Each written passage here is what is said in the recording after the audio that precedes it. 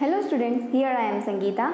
Today we will discuss in this lecture we will discuss about 1.4 of nutrition in plant of class 7. Now saprotroph. Saprotroph में एक example है that is mushroom. Mushroom is a type of fungi. Fungi दो types के होते हैं that is edible and non-edible. Edible मतलब होता है ईटेबल, जो हम कंज्यूम कर सकते हैं, वैसे फंजाई को हम क्या बोलते हैं, edible fungi. And non edible that we can not consume, then it is known as to be non edible. Now fungi को अगर ज़्यादा डिफ्रेंशिएट करें तो फंजाई आप ब्रेड जो रहता है वो बहुत टाइम तक अगर रखा हुआ हो तो उसमें कुछ पैचेस फॉर्म ग्रो हो जाते हैं. That patches is known as to be an fungi. अगर उसको और डिफ्रेंशिएट करना हो तो उसमें ग्रीन, येलो या तो फिर ब्लैक कलर के पैचेस ब्रेड पे ग्रो हो जाते हैं, उसी को हम क्या बोलते हैं, फंजाई. और मशरूम जो है मोस्टली वो रेनी सीजन में ग्रो होते हैं. रॉटन वुड पे, सड़े हुए लकड़ों के ऊपर वो लोग ग्रो होते हैं. तो mushroom is a kind of fungi. और सैप्रोट्रॉफ्स क्या होते हैं, वो ऐसे ऑर्गेनिजम्स होते हैं जो डेड और डिकेइंग मैटर्स के ऊपर ग्रो होते हैं. तो उसी को हम क्या बोलते हैं, saprotroph, because they needs nutrients from that dead and decaying organisms. So this type of mode of nutrition is known as to be an saprophytic mode of nutrition.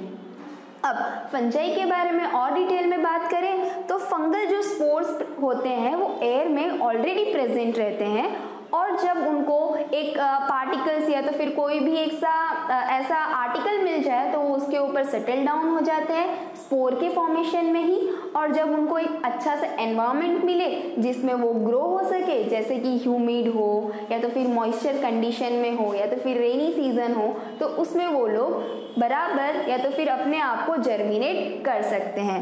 So that is a fungal spore. And now we will discuss symbiosis. Symbiosis क्या होता है, वो एक ऐसा relationship है जिसमें दोनों organisms involve रहते हैं और दोनों ऑर्गेनिजम्स को हेल्प एक दूसरे से बेनिफिट मिलता है. So that type of relationship is known as to be an symbiosis. इसके कुछ एग्जाम्पल्स हैं, दैट इज फंजाई जो रूट्स में, प्लांट के रूट्स में प्रेजेंट रहते हैं.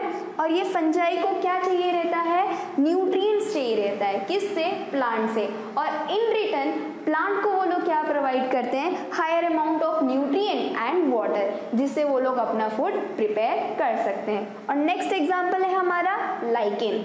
लाइकेन जो है वो फंगल और आल्गल ऑर्गेनिजम्स दोनों का रिलेशनशिप होता है. इसमें फंगल जो लिविंग ऑर्गेनिज्म है वो क्या प्रोवाइड करता है, जो वो फूड प्रिपेयर करता है वो फंगस को प्रोवाइड करेगा, और फंगस इन रिटर्न में उसको क्या प्रोवाइड करता है, shelter, nutrient and water. Water, nutrient और शेल्टर जो है ये तीनों चीजें जब वो आल्गल को देता है तो आल्गल क्या करेगा, अपना फूड प्रिपेयर करेगा, और वो फूड किसको देगा, फंगस को देगा. Now next we will study on the 1.5 how nutrient replenished into the soil. अब सॉइल में फिर से न्यूट्रिएंट किस तरीके से डिसॉल्व हो जाते हैं या तो फिर रिटर्न कैसे सॉइल में चले जाते हैं.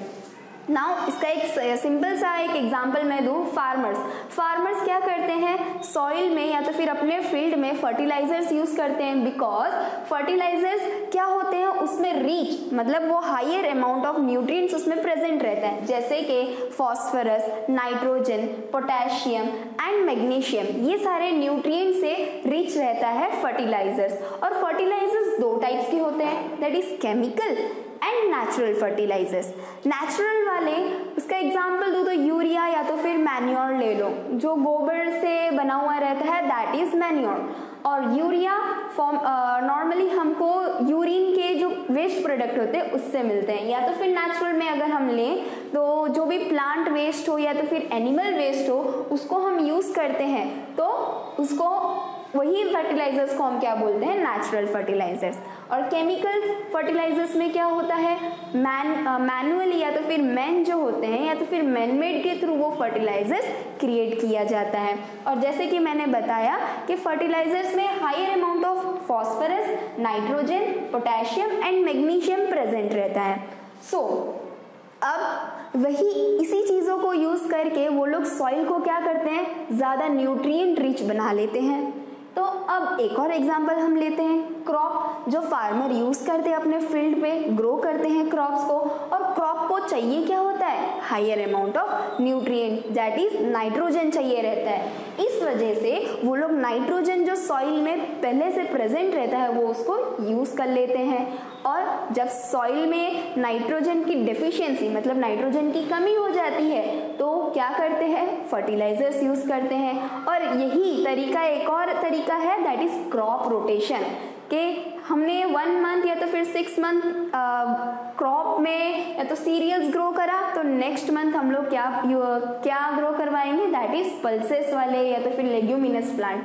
अब आपको लेग्यूमिनस प्लांट का मतलब क्या होता है, जिसमें ऐसे प्लांट्स के रूट्स में जहाँ पे ऐसे नॉड्स प्रेजेंट हो, ये नॉड्स फॉर्मेशन वाले जो प्लांट्स होते हैं उसको हम लेग्यूमिनस प्लांट्स बोलते हैं। इसको हम लेग्यूम्स भी बोलते हैं, लेग्यूम्स या तो फिर ये नॉड्यूल्स या तो फिर नॉड्स, ये सारी चीज अगर जिस प्लांट में प्रेजेंट हो उस प्लांट को हम क्या बोलते हैं, लेग्यूमिनस प्लांट। और उसके एग्जाम्पल्स है पी, बीन्स, ग्राम्स, मूंग, पल्सेस दैट इज दाल, ये सब में ये सारे प्लांट्स को हम क्या बोलते हैं, लेग्यूमिनस प्लांट।